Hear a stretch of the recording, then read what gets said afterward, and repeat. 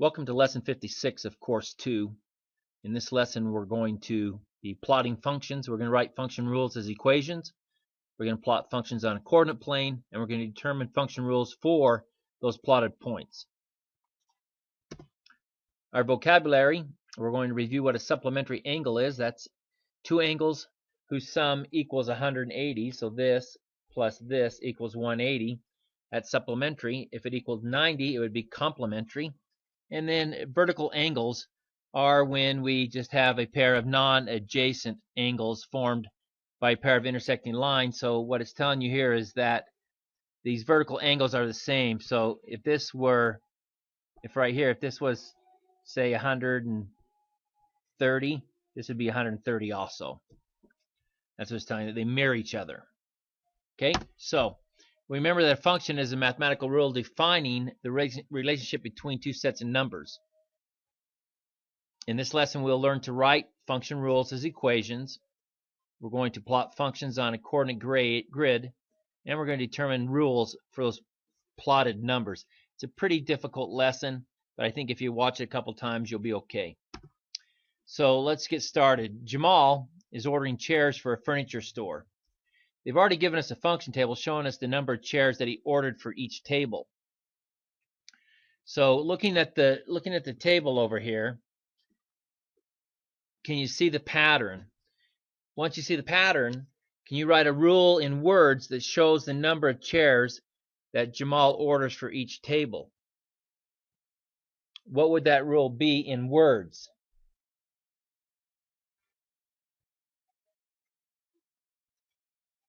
How about for each table that Jamal orders, he also orders 4 chairs? Could you say that?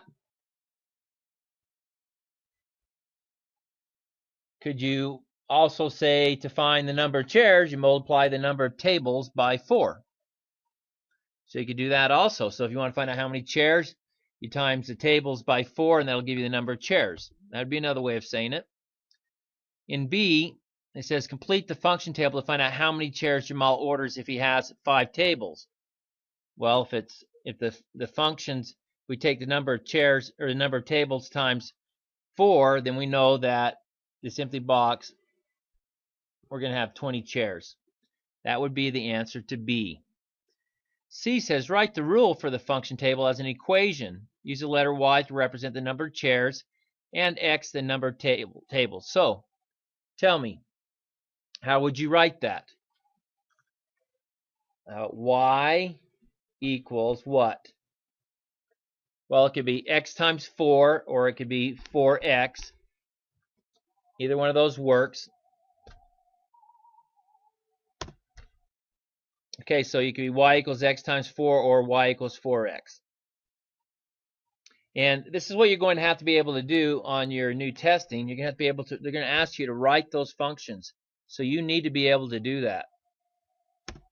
All right, let's look at a coordinate grid. Here we've got a bunch of numbers that have been plotted. These are the numbers from here. These numbers here, 1, 1, 4, 2, 8, 3, 12, 4, 16. Those are all right here. Here's 1, 4, 2, 8, 3, 12, 4, 16. And they're plotted onto a graph. And what this graph shows us is that we have a straight line. And that straight line is because the equation is constant. It's not going to change. No matter what number we put in for X, the Y is going to end up somewhere on that line. Okay, so let's go ahead and look at another example of this. Here we have a function of Y equals 2X, which just means that any number that we plug in for our input, if we times it by 2, then we're going to get our answer. So if we put in 5 times it by 2, we're going to get 10. If we put in 10, we times it by 2, we're going to get 20. If we put in 1 and we times it by 2, we're going to get 2. If we put in 0 and times it by 2, we're going to get 0. If we put in 4 times it by 2, we're going to get 8. Okay, so then it asks us to graph all these pairs of numbers for this function. So let's go ahead and do that. So let's make our coordinate. Let's go 1, 2, 3, 4, 5, 6. 1, 2, 3, 4, 5, 6. 1, 2, 3, 4, 5, 6. 1, 2, 3, 4, 5, 6. Not perfect, but that should work. We've got 0, 0. This I'm not going to be able to do, so you're going to have to plot your own. They're just the dots are, so 0, 0 is right there. 1, 2 is right there. 2, 4 is right there. 3, 6 is right there. And you'll see we've got a straight line that goes right through 0. All right, see that? And the thing to remember is that it does continue into the negatives. Because if we had -1, our answer would be -2.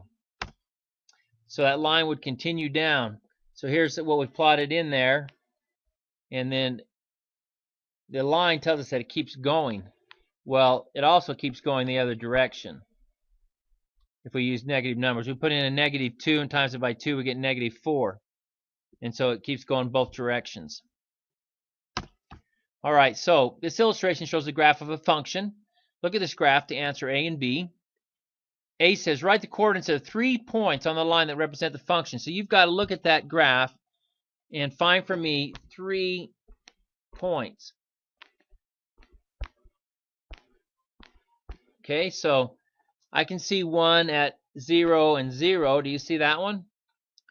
I can also see one at where the x is 2 and the y is 1. And I can see one where x is 4 and the y is 2. Can you see those? Can you see all of those? So if I put that in a graph like this, 2 and 1, 4 and 2, can you see a pattern at all? So it says B says, using x and y, write the rule of the function as an equation. It says, do all the xy pairs have a part in part A satisfy this equation? So what do you think the equation is for this? If this is x, what would y be? Or if that was y, what would x be? So let's see if you can go ahead and see if you can figure that one out.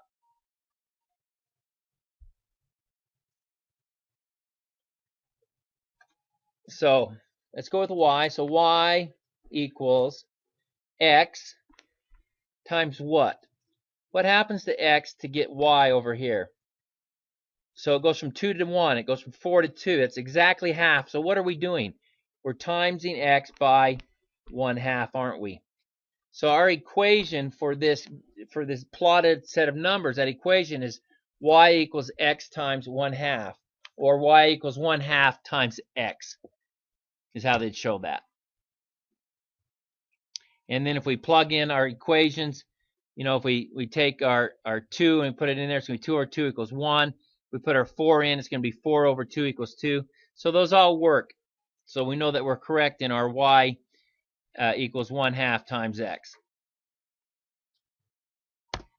That's it. I know that's a lot to take in. We'll go over this more tomorrow in class. Thank you for watching the video. Do these tickets in the door. Bring your questions, and we'll see you tomorrow in math class.